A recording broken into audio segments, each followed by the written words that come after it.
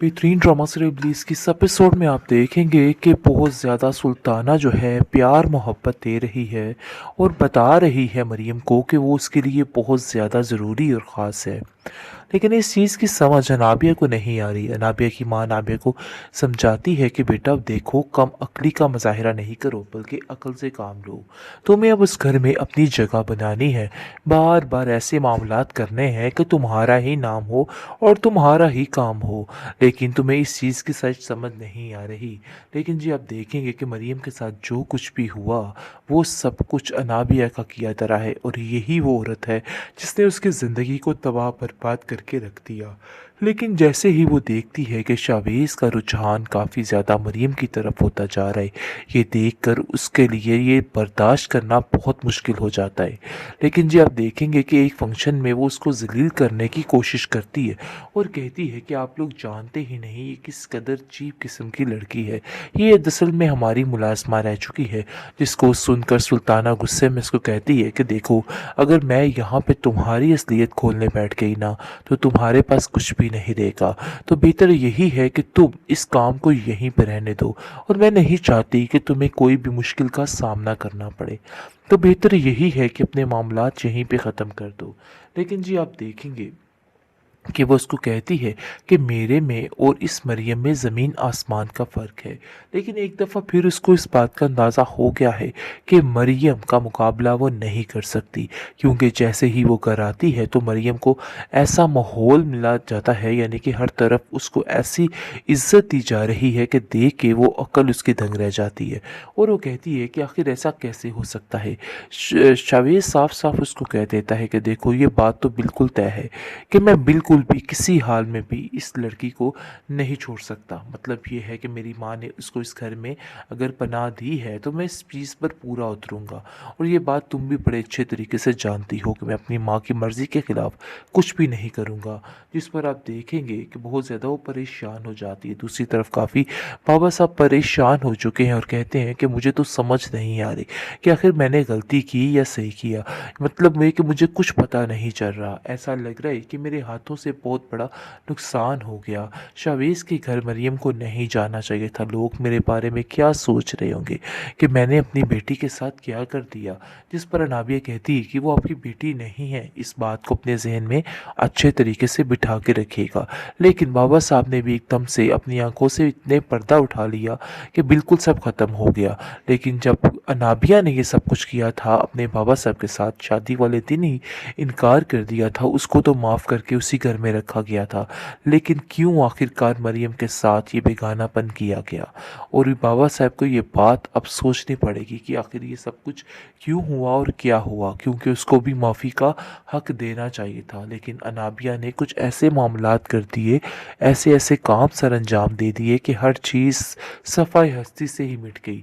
कुछ समझ नहीं आई कि वो क्या हुआ। समरीन जो है बार बार कहती है कि हम लोगों ने कुछ भी गलत नहीं किया, ये सब कुछ मरियम का किया धरा है जो सामने आ रहा है। तो बेहतर यही है कि हमें अपने आप को नुकसान नहीं पहुंचाना है, अपने जहन से ये सारी बात निकाल देनी है, क्योंकि इन सब चीज़ों में हमारी कोई गलती नहीं बल्कि मरियम का ही किया धरा था। तो बेहतर यही है कि हमें अपने ऊपर किसी किस्म का ब्लेम नहीं करना चाहिए।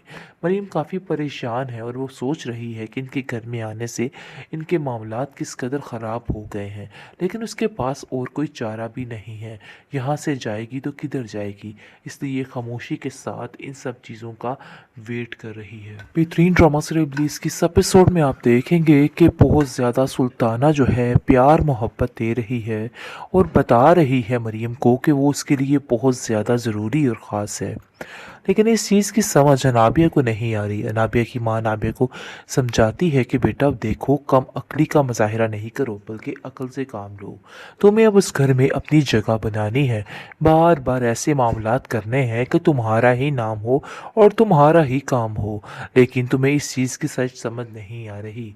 लेकिन जी आप देखेंगे कि मरियम के साथ जो कुछ भी हुआ वो सब कुछ अनाबिया का किया धरा है और यही वो औरत है जिसने उसकी ज़िंदगी को तबाह बर्बाद करके रख दिया।